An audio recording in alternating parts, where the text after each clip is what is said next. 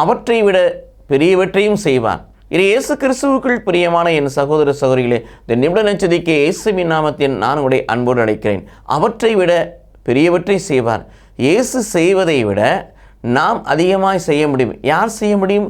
ஆண்டவரில் மட்டும் விசுவாசம் கொள்பவர்கள் அவர் செய்வதை விட நான் செய்வதை விட நீங்கள் அதிகமாய் செய்வீர்கள் என்று கடவுள் இயேசு நமக்கு வாக்குத்தத்தம் கொடுத்திருக்கிறார்.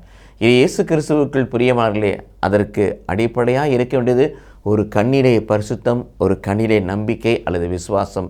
நம்பிக்கையும் பரிசுத்தமும் ஒருங்கே நம்முடைய வாழ்வில் இருக்கும் என்று சொன்னால், இயேசுவை விட, இயேசு விரும்புவதை விட நாம் செய்யும்படியாக அவர் நமக்கு அனுமதியை கொடுப்பார். அதைத்தான் சொல்லுகிறார், இதோ அவற்றை விட, இயேசு கிறிஸ்து செய்ததை விட பெரியவற்றை செய்ய கடவுள் நம்மை அனுமதிப்பார் என்று வாசிக்கிறோம். இது இயேசு கிறிஸ்துவுக்குள் பிரியமான சகோதர சகோதரிகளே, பரிசுத்தோடு வாழ்கிற நாம் எபிரேயர் 11:6 வாசிப்பது போல கடவுள் இருக்கிறார் என்றும் தம்மை தேடுகிற பிள்ளைகளுக்கு கைமாறு அளிக்கிறார் என்று நம்ப வேண்டும், விசுவசிக்க வேண்டும்.